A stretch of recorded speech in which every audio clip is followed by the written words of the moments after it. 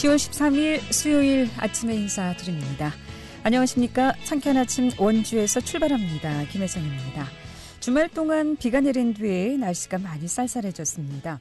오늘 강원 영서 지역은 맑은 가운데 온화한 날씨 보이겠고 낮과 밤의 기온차는 크겠습니다.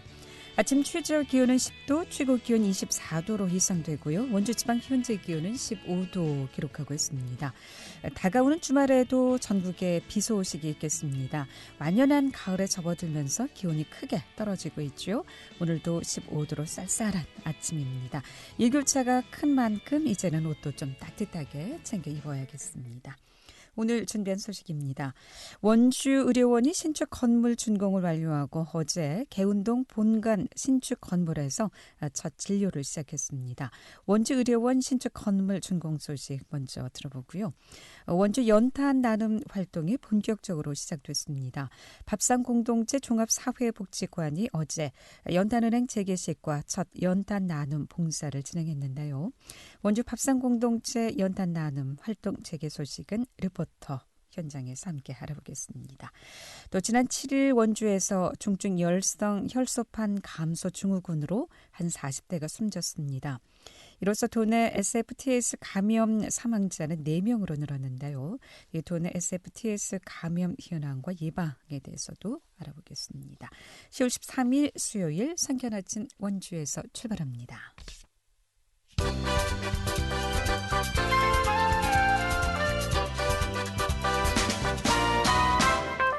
헤드라인 뉴스입니다. 박경리 문학상과 문학제가 강원도의 예산 지원이 끊기면서 10년 만에 열리지 못하게 됐습니다.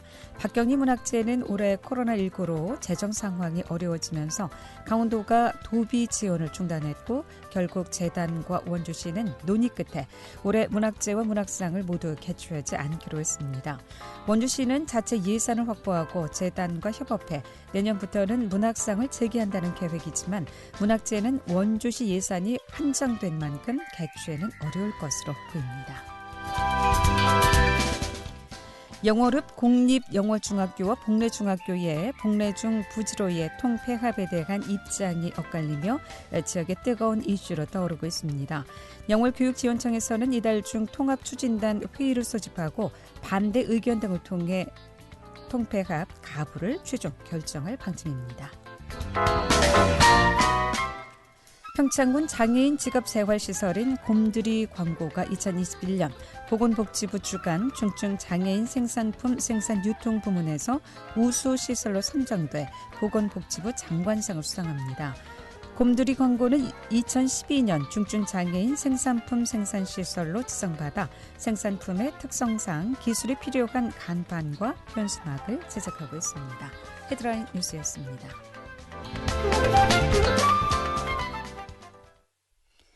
네, 원주의료원이 신축 건물 준공을 통해서 지역 책임 의료기관의 새 시대를 준비하고 있습니다. 개운동 본관 신축 건물에서 어제 첫 진료가 시작됐는데요. 원주의료원의 신축 건물 준공 소식은 원주의료원 이무영 총무과장 연결해서 얘기를 좀 듣겠습니다. 이무영 총무과장님, 안녕하십니까? 네, 안녕하십니까. 이무영입니다. 네. 자, 어제 신축 건물에서 원주의료원 첫 진료가 시작이 됐나요? 축하드리겠습니다. 네. 예. 자, 이 신축 건물 준공 소식에 앞서서 최근 근황부터 좀 들어보겠습니다. 최근 코로나19 장기화로 원주의료원이 공공병원으로서 이제 감염병 예방과 치료에 앞장서고 계신데 최근 원주에서 하루 평균 10명 이상 코로나 확진자가 지금 계속 나오고 있는 상황 아니겠습니까? 예. 어떻습니까? 이렇게 환자는 계속 늘어나고 있는 상황인데 진료에 어려움은 없으신지요? 예.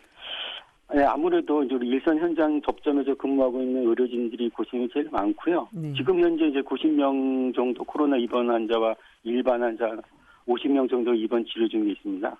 이제 원주에서는 이제 코로나19 의심 환자하고 일반 환자 구분을 위해서 이제 선별 진료소를 2020년 3월부터 했고 호흡기 안심 진료소라 해갖고 이제 2020년 9월부터 운영 중에 있습니다. 그래서 의료는 이제 철저하게 코로나19 환자와 일반 치료 환자 두 가지를 철저히 분리 운영 중에 있습니다. 또 외래도 정상적으로 운영 중에 있고요. 네. 예, 그렇습니다. 예. 그럼 이제 코로나19 환자는 음악 병동이 따로 이제 네, 마련돼 있어서 치료를 받고 있다는 말씀이시죠? 현재 코로나19 확진 환자가 90명이라고요? 예. 입원 중에 입원 치료 받고 계십니다. 예. 네. 이번에 신축되면서 음악 병동도 어떻게 좀 특별히 더 준비가 됐습니까? 예, 새로 진 건물 7층에 저희가 이제 국가 지정 음악 격리 병상이라 해갖고 저희가 예산 지원을 받아서 7병상을 저희가 국가 지정 음악 격리 병상에 갖게 됐습니다. 네. 그러면은 앞으로 코로나19 확진자가 더 나와도 아직 병상은 여유가 있다라는 말씀이시죠? 예, 조금의 여유가 좀 있는 편입니다, 지금. 예, 다행입니다. 자, 이제 원주 의료원이 이달 신축 건물이 완공됐고 어제 첫 진료가 이제 개시됐습니다. 이번 신축 어떻게 이루어지게 됐는지요? 예. 이제 뭐 아시다시피 아무래도 의료원 하면 이제 의료시설 제일 낙후된 모습을 아마 떠올릴 겁니다. 네. 의료원 건물이 이제 두 개 동이 있는데 모두 다 준공된 지 30년, 40년 이상이 되다 보니까 이제 비만 오면 또 빗물이 새고 건물의 노후화가 제일 문제였었어요. 그리고 또 2015년도에 지역 주민들 설문조사를 해보니까 의료원 의료시설이 제일 불만사항이 있었습니다. 그러니까 이제 그 강원도와 보건복지부에서는 그 보건의료 기능 수행하고 노후시설 현대를 통해서 이제 서비스 상설 목적으로 이제 기능 보강 사업으로 해서 신축을 하게 됐습니다. 네. 그동안 사실 시설이 낡고 또 협소해서 환자들이 기피 한 면도 없지 않아 있었을 텐데, 네, 상당히 아주 보기 좋더라고요. 예, 2018년부터 이제 공사가 진행된 것으로 알고 있는데, 이번에 원주의료원 병원 신축에 시민들의 자발적 후원으로 많은 기금이 모아졌다고 들었는데요. 예산은 얼마나 들었고 또 시민들은 어느 정도의 후원금을 좀 모금했는지요? 저 앞서 말씀드린처럼 2015년부터 이제 시설 환경 문제가 되어갔고요. 2016년 1월부터 이제 자발적으로 지역 주민들께서 의료원 신축 기부금을 이제 적게는 뭐 10,000원부터 이렇게 내주셨어요. 그래서 총 2,800여 분이 4,800만 원을 저희가 접수하게 되었고요. 그다음에 의료원 신축 사업비는 이제 국도비로 지게됐고 총 사업비는 390억 6천만 원 정도 투입했습니다. 예. 네. 이번에 진료 과목도 이제 늘어났고 병상도 많이 확보된 것으로 알고 있는데요. 기존 의료원과 비교했을 때 규모 면에서는 얼마나 좀 변화가 있는지요? 예, 일단은 저희가 많은 변화가 있었습니다. 일단은 입원 병동 시설의 쾌적성을 좀 꼽을 수가 있는데요. 기존에는 이제 낡고 비전 저희가 6인실, 7인실을 이용을 했었는데, 물론 이제 거기에는 이제 화장실도 없었고요. 이제는 이제 새로진 건물에는 이제 전 병상 4인실로 거주 공간도 입원실 면적도 11평에서 한 12.5평으로 크게 넓어졌습니다. 이제 물론 그 안에 화장실과 사무실이 다 갖추어져 있고요. 또 휴게실도 또 다 마련되어 있고, 네. 그렇습니다. 네, 아무튼 이번 신축 사업으로 지역 주민들이 더욱 양질의 의료 서비스를 제공받을 수 있고 또 쾌적한 환경에서 치료를 받을 수 있게 됐나요? 그러면은 기존에 있던 그 의료원 시설은 어떻게 됩니까? 지금 새로 된 신축 건물은 저희가 이제 앞 주차장 부지에다가 저희가 공사를 했던 거고요. 거기에 이제 저희는 이제 1단계 사업이에요. 그래서 2단계 사업은 이제 코로나 병동을 철거한 후에 거기에 이제 또 지하 3층, 지상 5층의 건물을 또 새롭게 또 올해부터 다시 공사가 또 시작됩니다. 그럼 기존 의료원 건물은 철거하고 다시 신축 건물로 들어선다는 말씀이시죠? 그럼 새로 들어서게 되는 그 신축 건물은 어떻게 좀 활용할 예정이신지요? 그 건물은 저희가 한 지하 3층, 지상 5층으로 연면적 한 12,000평방미터 정도 되고요. 그 증축이 예정된 건물에는 저희가 이제 공공 어린이 재활센터, 심내혈관센터, 수술실 등도 새롭게 마련되고, 이제 그 건물 또 지하 3층에는 이제 지하 주차장이 또 마련되어집니다. 네. 그럼 장례식장은 어떻게 운영이 됩니까? 따로 이번에 신축 건물에 포함이 되는 건가요? 아니요. 우리 장례식장 건물 2018년도에 저희가 새롭게 오픈해갖고, 그건 이제 별도로 그냥 별도로 그냥 현재대로 운영이 되어지게 됩니다. 네. 그리고 이제 이 그동안 원주 의료원이 좀 협소하다 보니까 기존에 좀 주차난이 있어 왔는데 이번에 예. 건물 신축뿐만이 아니라 건물 철거 후 주차장 건립까지 계획돼 있다고요? 지금 현재 예. 주차장은 어떻게 좀 확보된 상황인가요? 저희가 이제 저희 장례식장 앞에 보면은 저희가 옛날에 구영광교회를 저희가 부지를 미입해서 2층 3단으로 저희가 주차장을 일단 마련을 했고요. 네. 그래서 그것도 이제 부족을 해서 이제 앞서 말씀드린 것처럼 새로운 건물 지하 3층에는 주차장 한 158대, 지하 3층으로 158대를 이제 만들게 되면 주차난 해소에는 좀 많이 도움이 될 것 같습니다. 이번에 새로 신설된 진료 과목이 이비인후과하고 비뇨기과. 네. 예. 기존에는 네. 이비인후과하고 비뇨기과가 없었나 보죠? 예, 저희가 이제 종합병원이긴 하지만 네. 저희가 그런 진료 과목을 개설을 못했는데 이번에 신증주과 같이 더불어 이제 그런 진료 과목도 새롭게 개설하게 됐습니다. 이렇게 되면은 2개 과목이 추가되면 몇 개 과목을 진료하게 되죠? 현재 지금 저희가 16개 진료 과목인데요. 18개 진료 과목으로 이제 늘어나게 됩니다. 18개 진료 과목. 의료원이 아니라 뭐 종합병원 수준이네요, 이제. 예, 그렇습니다. 예. 자, 이번 신축 사업으로 어떤 효과를 좀 기대해 볼 수 있겠습니까? 아무래도 의료질이 크게 개선되어졌다고 저희들은 생각하고 있고요. 그동안 이제 공공의료하면 이제 질 낮은 의료라고 많이들 생각하셨는데, 이제 의료질에는 뭐 크게 시설 장비 인력이 있는데 그 중에서 제일 중요하다는 게 이제 시설하고 인력인데 이번 이제 신증축으로 환자분들께서 이제 수준 높은 어떤 그런 공공의료를 이용할 수 있고 만족도도 상당히 좋아질 것으로 저희 기대하고 있습니다. 그리고 우리가 이제 뭐 의료원 하면 이제 적자 경영 이렇게 인식이 되어 있는데 원주 의료원의 상황은 어떻습니까? 경영 상태는? 네. 물론 요즘 다 이제 어려운데 저희는 이제 앞서 우리 말씀드린 것처럼 이제 코로나 환자 치료하고 일반 환자 치료를 동시에 하고 있어갖고요. 의료원 운영 현황은 뭐 자체적인 의료 사업 수입하고 정부에서 보조해주는 코로나19 손실 보상금 지급을 포함하면 안정적인 재무적 성과를 지금 이뤄내고 있습니다. 몇 해 전부터 흑자로 전환됐다는 소식도 들었는데 말이죠. 예, 맞습니다. 저희가 이제 7년 연속 좋은 성과를 이뤄내고 있습니다. 네, 이제 더불어서 의료원 신축되면서 더 운영이 좀 활성화될 수 있게 기대해 보고요. 끝으로 이 향후 원주 의료원의 운영과 진료 계획 듣고 마무리해야 될 것 같습니다. 네. 우리 이제 아까 말씀드렸던 2단계 시설 사업이 이제 2023년 12월에 완료가 됩니다. 그러면 이제 원주 강원권 공공어린이재활처도 본격적으로 운영할 생각으로 있고 또 정부에서 추진하고 있는 지역 책임 의료기관 역할도 충실히 수행할 것으로 봅니다. 그래서 2024년 이후에는 이제 원주 의료원은 지역 심내 혈관센터 운영하고 필수 중증 의료 강화를 위하여 응급실과 중환자실도 이제 확충해서 운영할 생각으로 있고요. 더불어 이제 인공 신장실도 저희가 15병상 정도 운영할 계획이 있고 또 외래 진료과 현재 뭐 18개 진료 과목이지만 2024년까지는 뭐 심장내과, 안과, 신장내과 등을 이제 운영하게 되면 명실 상부한 또 종합병원의 급성기 의료 서비스를 지역 주민에게 제공할 수 있을 거로 보고 있습니다. 네. 앞으로도 전국 최고 수준의 공공병원 롤 모델이 될 수 있도록 기대해 보겠고요. 오늘 말씀 고맙습니다. 잘 들었습니다. 네, 고맙습니다. 네. 원주의료원의 이무영 총무과장이었습니다.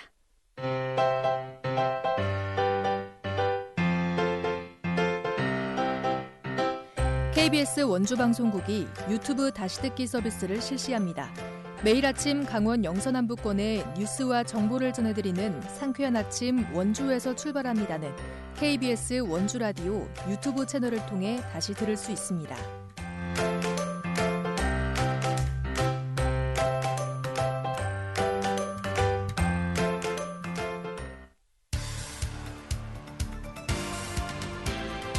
알찬 정보, 생생한 현장의 소식을 전해드립니다. 리포터 현장. 지금 시각 8시 45분 지나고 있습니다. 이제 날씨가 쌀쌀해지면서 원주시의 연탄 나눔 활동이 본격적으로 시작됐습니다. 어제 단계동에서 연탄은행 재개식과 함께 연탄 나눔 봉사가 시작됐는데요. 이 소식 추인의 리포터와 함께합니다. 어서 오세요. 네, 안녕하세요. 네. 자, 어제 연탄은행 재개식이 진행이 됐다고요? 네, 밥상공동체 종합사회복지관의 주관으로 어제 오전 11시 단계동 공터에서 연탄은행 재개식이 있었습니다. 한국도로공사 강원본부와 원주기독병원, 국가철도공단 강원본부를 비롯해 많은 단체와 기관이 함께 행사에 참여했습니다.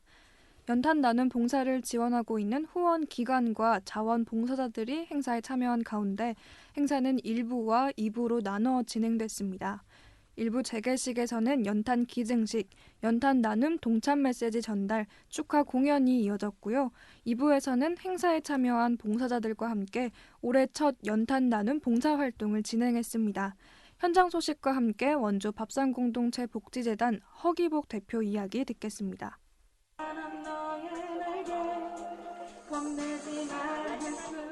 지금 이제 연탄은행이 이제 동절기를 앞두고 재개식을 갖게 되었는데 코로나19 장기화라든지 경기 침체로 연탄으로 겨울나는 에너지 빈곤 가구들이 굉장히 추울 것 같아요. 그래서 따뜻한 겨울을 이제 선물하기 위해서 오늘 이제 연탄은행을 다시 이제 문을 열게 됐고, 연탄은행이 재개식을 통해서 표가 이제 한 30만 장 정도, 조금 후원이 많이 되면 한 40만 장 정도 나눌 계획인데, 원주 같은 예를 들면 원주는 연탄으로 겨울나는 에너지 빈곤 가구가 1000가구 좀 넘어요. 이분들이 월 소득이 30만 원 미만이고 연세가 80 이상이 되고 또 노인성 질환으로 고생을 하고 계시기 때문에 연탄은 어르신들에게 밥과 같아서 오늘 밥 같은 연탄을 나누는 그런 날이 되는 겁니다. 네, 다들 편하게 난방을 사용하고 있는 것 같지만 여전히 또 연탄 사용하고 계신 주민들이 많다면서요. 네, 원주 지역 연탄 사용 가구는 1062가구인데요. 이 중 90%가 영세 노인이거나 차상위 계층입니다.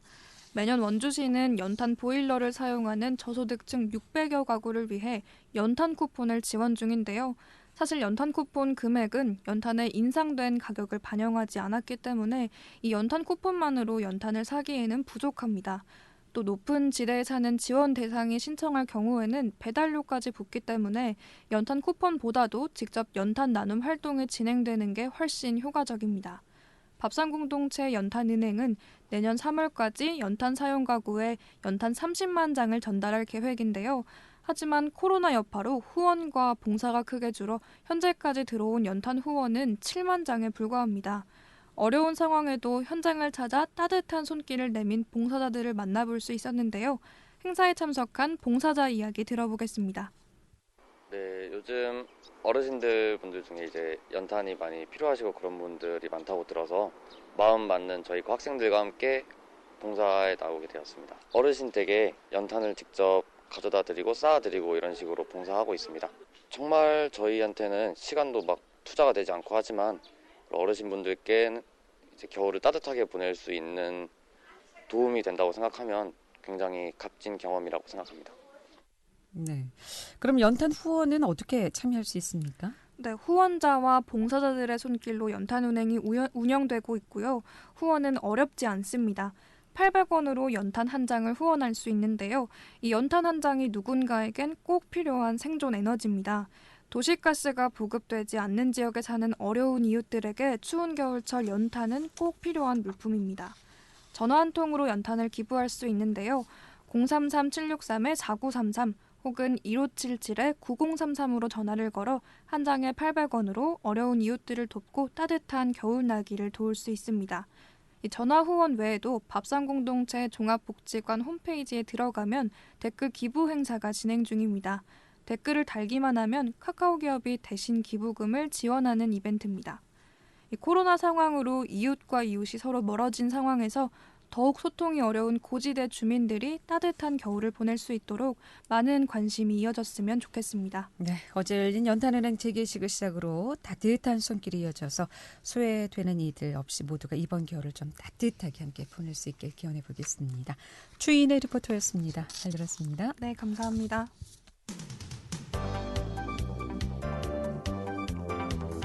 생생 생생한 현장, 유익한 생활 정보를 전해드리겠습니다.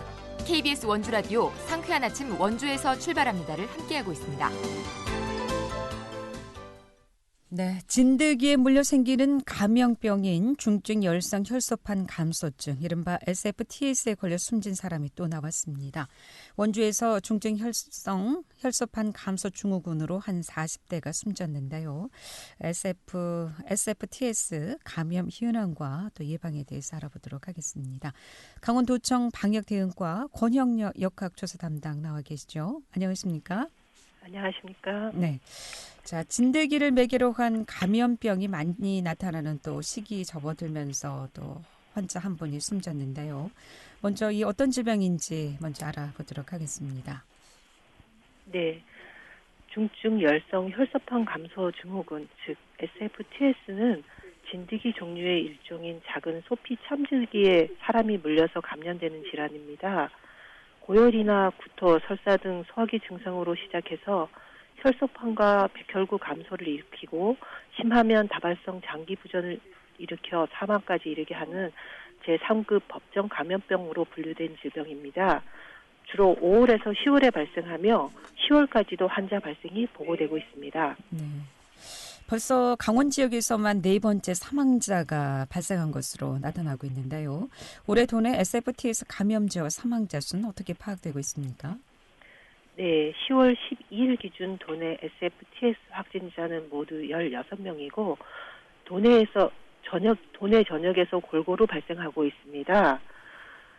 강원도의 경우 전년 동기 대비 발생 건수는 4건 감소하였고 사망자는 2명 증가하여 사망자는 총 4명입니다. 전국적으로 전체 확진자는 117명이고 사망자는 20명으로 집계되고 있습니다. 진드기 물리면은 아주 치명적인 상황이라고 볼 수가 있겠는데 지난 7일 이제 원주에서 감염된 환자 사망하셨는데 여기에는 어떻게 이 진드기에 물리게 됐는지요? 주로 어떻게 물리게 됩니까? 네, 이번에 사망한 사례는 원주에 사는 40대 남자분이 9월 중순 평창으로 성묘를 다녀온 후 감염된 것으로 추정되고 있습니다. 네. 올해 SFTS에 감염된 분들 중에 85명을 조사하였는데 감염 원인이 텃밭 작업이 25명으로 가장 많았고 농사 21명, 제초 작업 7명, 감염 경로가 분명하지 않은 경우도 19건이 있었습니다. 이 외에도 산책이나 임산물 채취, 과수원, 양봉업, 축산업, 성묘활동 등 야외에서 하는 활동이 감염원이 되었습니다. SFTS에 감염된 평균 연령은 69.2세로 연령대로는 60대가 가장 많고 그 다음이 70대와 80대 이상 순이고 남성보다는 여성이 더 많이 발생하고 있습니다. 주로 이제 어르신들이 텃밭이나 농사일을 하시다 보니까 더 이제 감염되는 경우가 많다라고 볼 수가 있겠군요. 네, 그렇습니다. 혹시 진드기에 물리게 되면 바로 증상이 나타납니까? 그렇지 않습니다. SFTS에 감염이 되게 되면 4일이나 2주 이상의 잠복기를 거치게 됩니다. 네.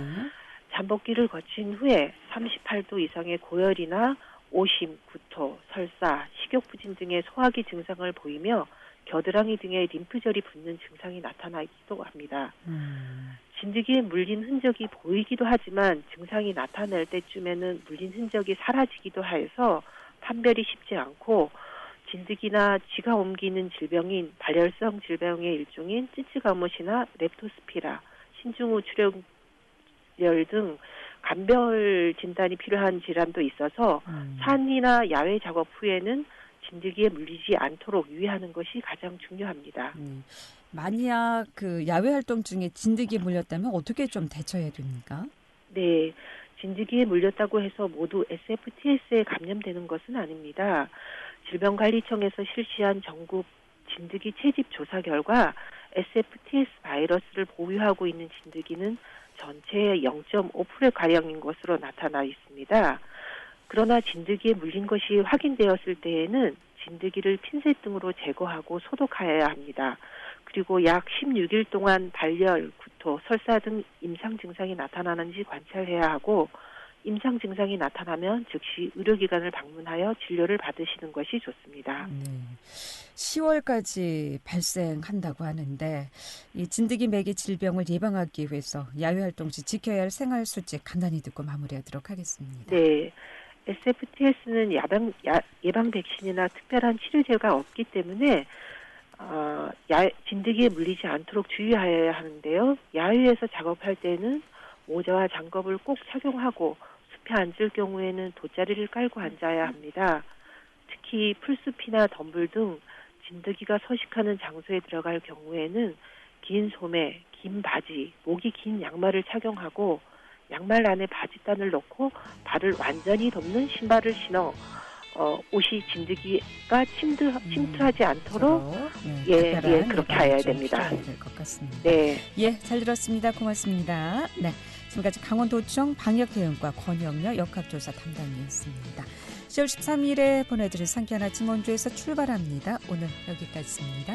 안녕히 계십시오.